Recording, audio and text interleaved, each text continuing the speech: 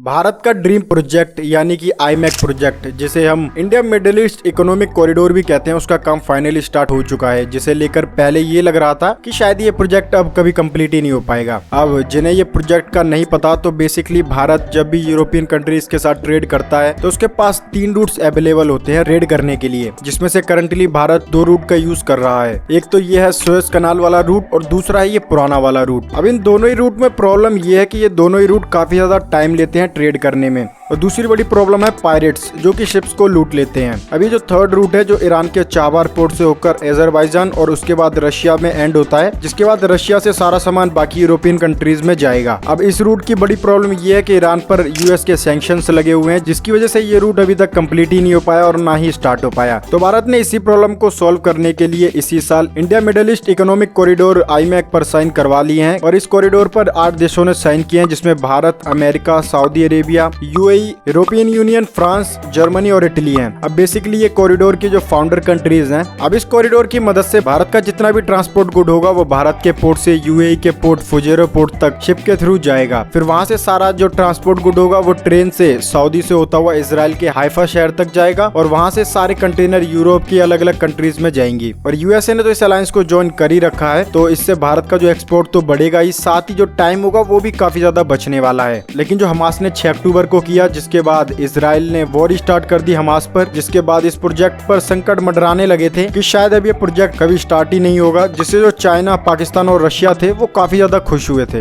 क्योंकि एक तो ये प्रोजेक्ट चाइना के BRI इनिशिएटिव को एक काफी अच्छा अल्टरनेटिव है, और रशिया को भी इससे काफी ज्यादा नुकसान हुआ है, क्योंकि ये जो भारत का ईरान और रशिया का वाला रूट था वो भी इस रूट से फेल हो चुका है। लेकिन हमारे रेलवे मिनिस्टर जी की तरफ से साफ कर दिया गया है कि ये जो प्रोजेक्ट था आईमैक वाला, इस पे इजराइल और हमास की वॉर का कुछ भी असर नहीं पड़ने वाला। और इस प्रोजेक्ट का जो काम था वो भी स्टार्ट हो चुका है, जिसमें रेलवे को 8 पोर्ट से लिंक किया जाएगा, जिसकी की कीमत लगभग 3.5 लाख करोड़ आने वाली है। अब इस प्रोजेक्ट के अंदर यूएई चाहता है कि भारत और यूएई के बीच एक अंडर वाटर बुलेट ट्रेन बनकर तैयार हो जाए, जिससे जो शिपिंग टाइम होगा दोनों ही देशों के बीच वो 36 घंटे से घटकर 12 घंटे तक आ जाएगा। अब तुम्हें क्या लगता है, क्या ये प्रोजेक्ट सक्सेसफुली कंप्लीट हो पाएगा? कमेंट में यार अपनी राय जरूर बताना, क्योंकि इससे यार हमें तुम्हारी राय पता चलती है। बाकी वीडियो अच्छी लगी हो तो लाइक कर देना, और अच्छी नहीं लगी हो तो डिसलाइक कर देना। मिलते हैं नेक्स्ट वीडियो में, धन्यवाद।